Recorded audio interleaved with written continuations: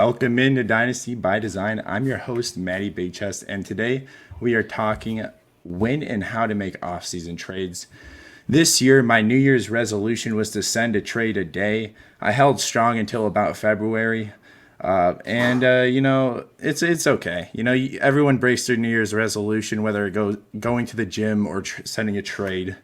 But today we have an esteemed guest, Troy King. How are you doing? At T King Mode on Twitter. Where can we find you, and what are you working on right now, man?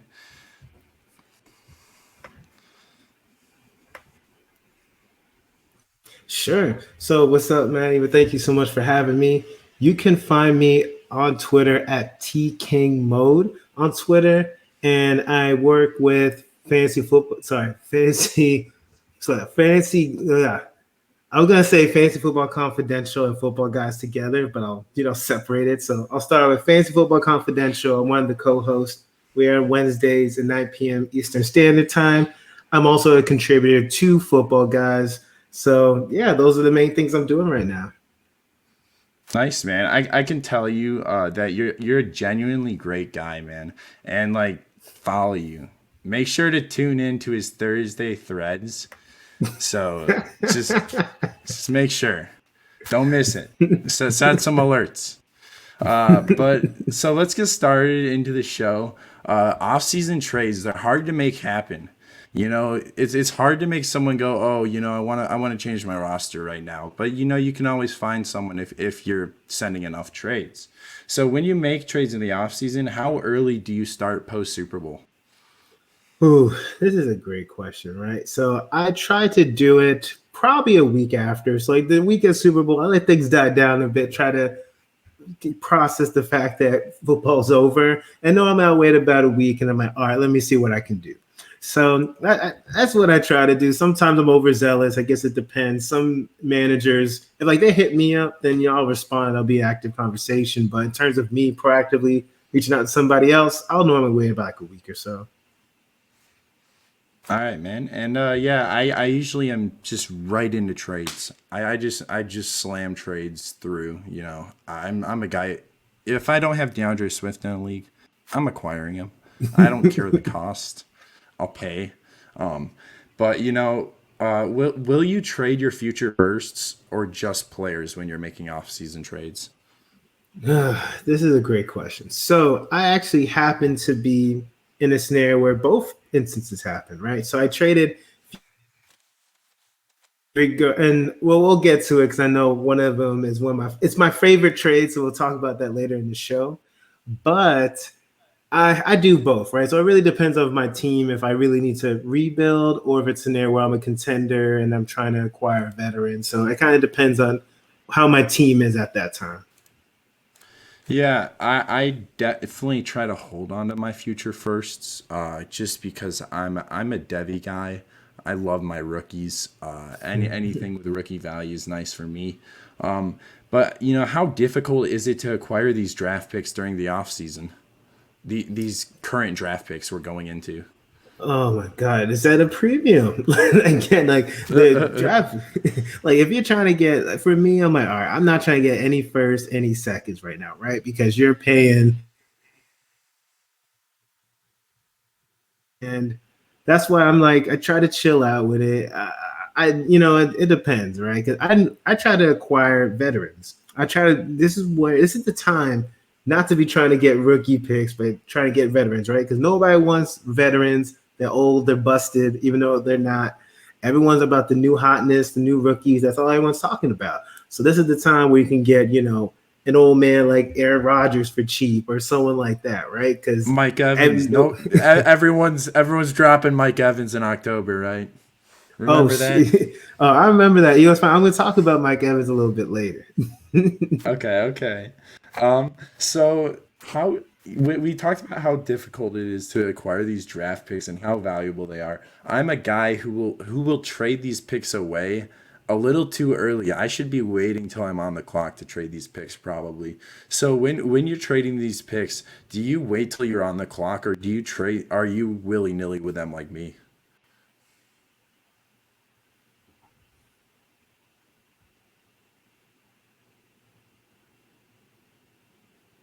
Oh my bad. It kind of got cut out. I couldn't hear for a sec. You're good. I said when you trade your future firsts, or not your future first, but your current firsts, are you willy nilly with them, or do you wait till you're on the clock?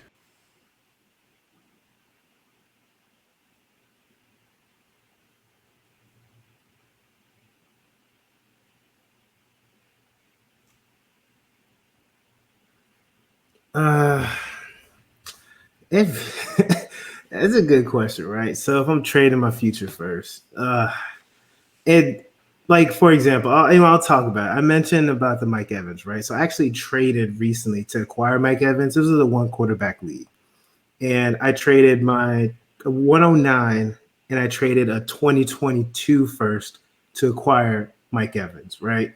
And Hmm. normally I want to be part of the action, right? When rookie drafts come, normally I want to be part of the action, but when to me, Mike Evans is one of the best wide receivers in the league. So I made an exception. I'm like, all right, I'm gonna use these and also like 109 in a one QB league isn't that great. So I'm like, all right, let me just move this pick and let me get a Mike Evans. So like that's the scenario where I'm like, I'll trade him for that. But at the same time, I kind of hurt because I want to be part of the action. Now I don't have any more first. So I'm just gonna watch everybody else get new hotnesses. So Is that your favorite trade you made this offseason, or do you have a different one?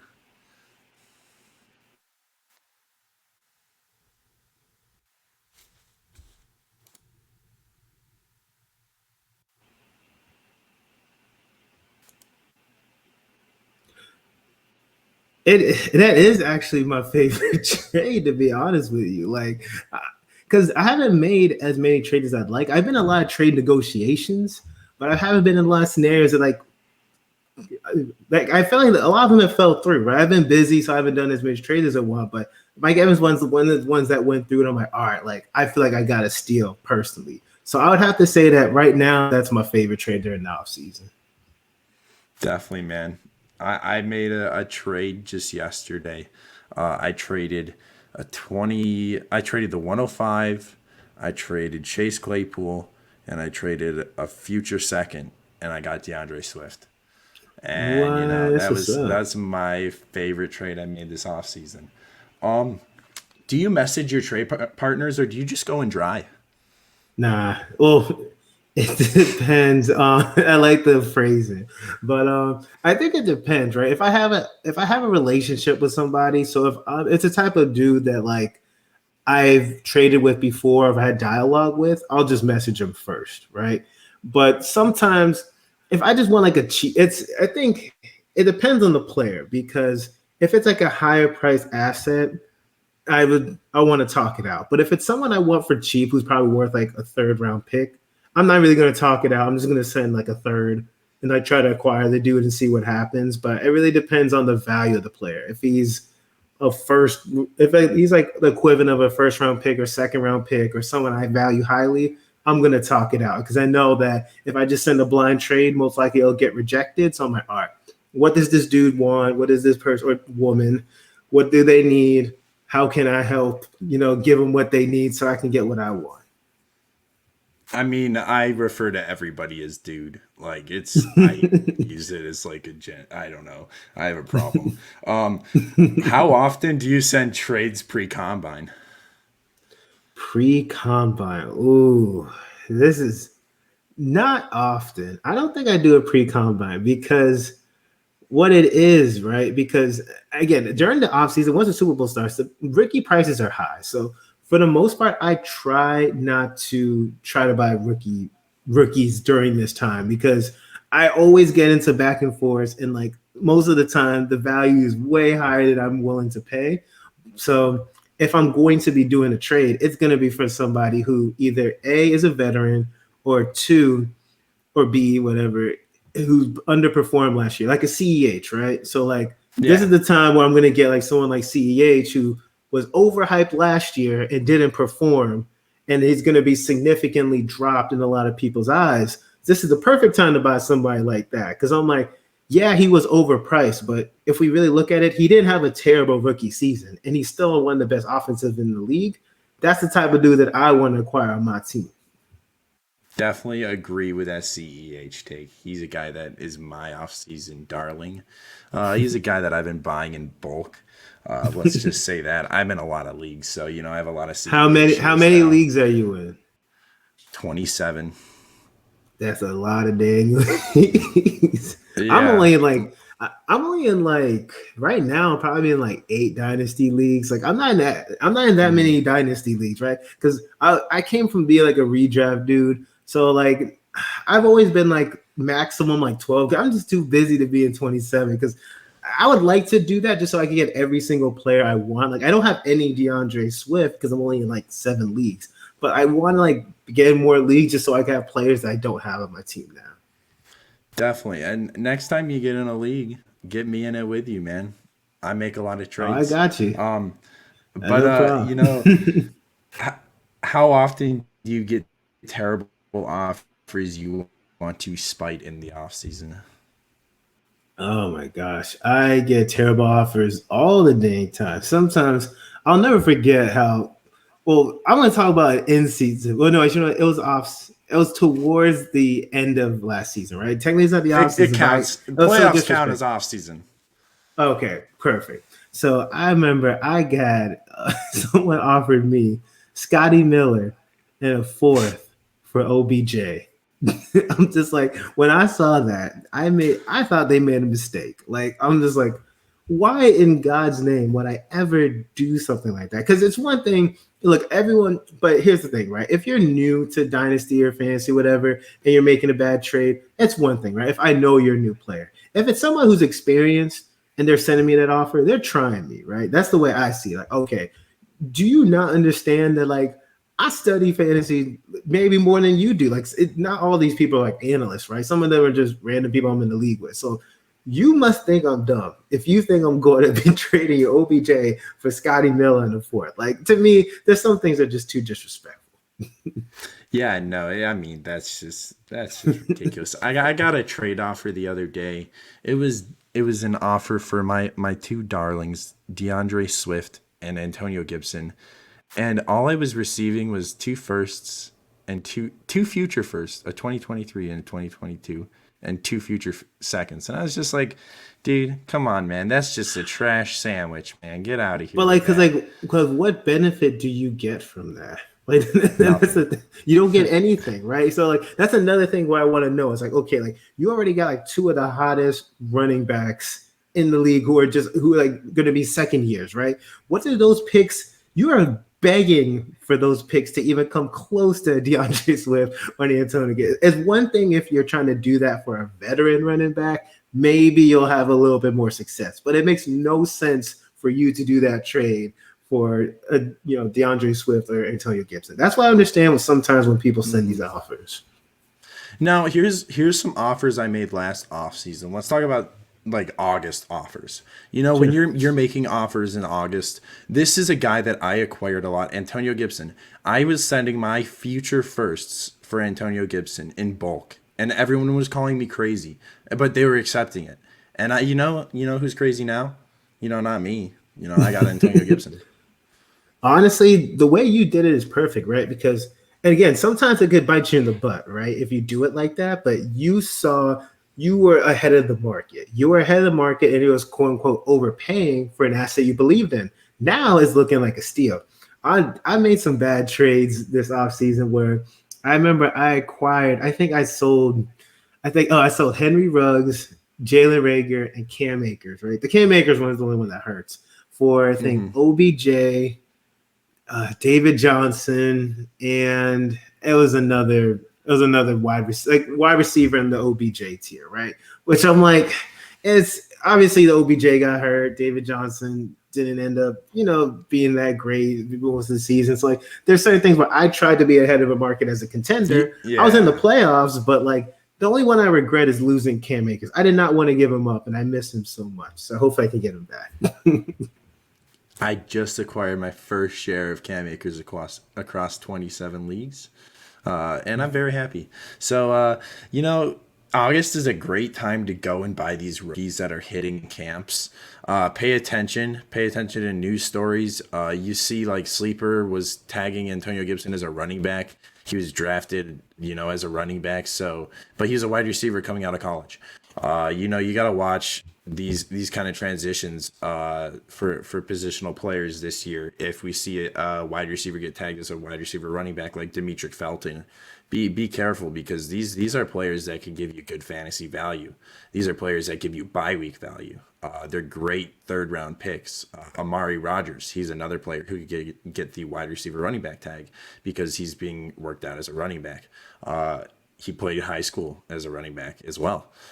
So there's these players that you can get at a good value if you trade a future. If you trade just a future pick, it doesn't have to be a future first for these players. These players are not future first names. But Antonio Gibson was definitely one that you had to move some value for. But when should you be selling your veterans in the off season, not during season? Selling veterans. Whew. Here's the thing, right? I think you have to do it after the rookie draft. Because here's the thing, right? Because right now, because once the offseason starts, no one cares about your veterans. No one cares. Everyone cares about rookie picks. So right now, so prior to the draft is a horrible time to sell because it's a great time to buy, horrible time to sell because the value, no one's just interested in your picks. But once the rookies are kind of part of the fold, then I believe they increase in value or closer to it's going to be after the draft, closer to the start of the season, right? Because after the rookie fever calms down a bit, and then some teams are like, hey, like rookies are cool, but I still want to win this year. So, guys, when the season starts, everything's pretty much, both dynasty and redraft operate pretty much like redraft. Like the goal is to win the championship that year. So the closer to the season, the more valuable the veterans are. So that's a good time to try and sell them. Yeah, and what combine metric do you put the most faith in? Here's the thing, right? Because I feel like combine is overblown. If I had to say, I guess the 40, because I'm like, here's the thing, like, because obviously, the vertical jump. So it's cool that you jump high, but like, I guess it's the vertical jump or the 40, right? 'Cause I like my wide receivers really fast, but I think what it is like, okay, I get more if a wide receiver or a running back runs faster than expected. I get excited. But if one runs a little bit slower, then I sometimes fade it, right? Because I'm like, all right, like whatever. He didn't run it faster for 40, but I'm not gonna like fade him like a couple picks because of that. But if he runs a faster 40, even though it's a combine, underwear Olympics, whatever you want to call it, I still get excited. Right? We don't have anything else, right? All we got is this. So I Exactly. guess I It's get a what little you're excited. watching. It's what Exactly. you have to watch it. My favorite is measurements. So the We hands, we the hand, yeah, hand size. Give me Zach Wilson's hand size. I need to know. but like, why? I don't care about that. 'Cause he could be Drew Lock or he could be something really good.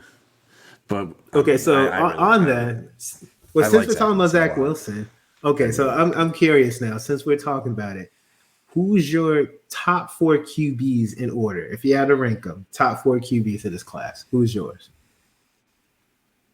Put me on the spot, Troy. Put me on the Look, spot. we're talking about Zach Trevor Wilson. I'm like, Lawrence. we have to. Hmm. Trevor Lawrence. Okay. Zach Wilson. Justin Fields. Trey Lance. And then Mac Okay. Jones. 5. Okay. It's So it's a toss up between 4 and 5. Mine could be Mac Jones at 4 if draft capital. After the draft it could change. So I was actually talking to our friend Linda and the FF Confidential crew. So mine is Trevor Lawrence, Justin Fields, Trey Lance, and here is where Wilson and Mac Jones, to me, they flip flop, right? Right now, Wilson has a little bit of an edge over Mac Jones, but those are the two for me that can flip flop positions. But I think right today, I'll say I'll go Wilson over Mac Jones, but it could change probably tomorrow. Definitely agree. Zach Wilson's a toss up. He's someone that is you're shooting for the stars with him. But if you don't have a quarterback and you want a star quarterback, he's someone that you take because you want someone who can develop into the next guy who can sit on your roster for 10 years, like a Patrick Mahomes, like a Josh Allen, that you don't have to worry about. And that's the arm talent that Zach Wilson brings. We saw it his pro day. You know, if you can, you just YouTube it, you can watch him throwing these balls. He's going to go to the Jets or he's going to go to the 49ers, most likely. And that's a Shanahan offense either way. And you know that I like it. So I'm a fan of Zach Wilson. Either way, I'm buying Zach Wilson, acquiring him. And especially in rookie drafts at the 102 in Superflex, I'll probably be taking Zach Wilson. I know that's controversial, but you know he's my If you guy. believe in him, look, if you believe it, get your guy, right? Because I'm like, it's one thing, Exactly. like, because here's the thing, especially in Dynasty, and I've had to learn that, right? Because like, but at the same, look, you're probably not going to get him later, right? Or you're gonna have to pay up to get your guy later, and it's like, is there really that much of a difference between a Zach? Because there's not a huge drop off between like him and a Trey Lance. I feel like you can say Trey Lance supposed to go before him, right? But if Trey Lance is not your guy, don't just take Trey Lance because everyone else is telling you to do that. So I totally agree with that statement. Get guy is my go-to dynasty strategy in startup drafts. You know, dynasty is way more fun when you have the guys you like. You know, mhm. if you have your Miami Dolphins, if you have two on your team, are you having more fun? It is. You know what's funny? I don't have two on any of my teams because I think what happens is that people know obviously my whole even my sleeper Avi is Tua, right? So like everyone always tries because I'm like, you know what? I'm gonna step back, right? I'm not if Tua falls to me, I'll take him, but I'm not gonna try and get him because everyone else tries to, because they know I like Tua, they do what they need to do to take him before me. So I'm like, all right, that's fine. Like if you want to take Tua that badly, okay, cool. I'm just gonna get the value somewhere else. So Definitely agree. You know, I have people doing that in the Dynasty Warzone. I'm part of that team. They know I love DeAndre Swift, so in startups in Superflex leagues, they will go and trade ahead of me and take DeAndre Swift just to spite me because they know I'll take DeAndre Swift in the first round if I get a back end pick. And I think it's hilarious. I'm like, DeAndre Swift's in good hands now, but I get a value at quarterback because you did that. So thank you. exactly. That Um, that's how I am too. People always do. I'm like, okay, that's cool. Do that, and I'll just take advantage somewhere else. Oh, and I got you see the shirt. I got your boys, your other team on here. yeah. So how can I improve my Photoshop to be on your level, Troy? So here's the thing, right? It takes years of practice, diligence, and sacrifice to get to my kind of level, right? You have to honestly, you have to blood, sweat, and tears, man. You know what? After this show, I can send you some of my work and you can put it on your wall next to, you know, Galladay and Swift so you can look at it so you can be inspired to one day be as great of a Photoshopper as me. And, one day you can go, maybe 2 years or so, you can possibly, get to my level. But, take things slow. Don't get ahead of yourself. I'll start in Microsoft Paint, that's for sure. There we Um, go. Slowly, but yeah, look, if baby steps, all yeah, right, get started. Some paint. exactly. This is called Dynasty by Design. We're trying to be designers here. And Exactly. Troy is a designer as well. He's a great designer. You know, he makes some. I bet you make some bomb thumbnails, dude. But yeah, this is we're. I did. That's What's funny. your I haven't what's your photoshopped in a while.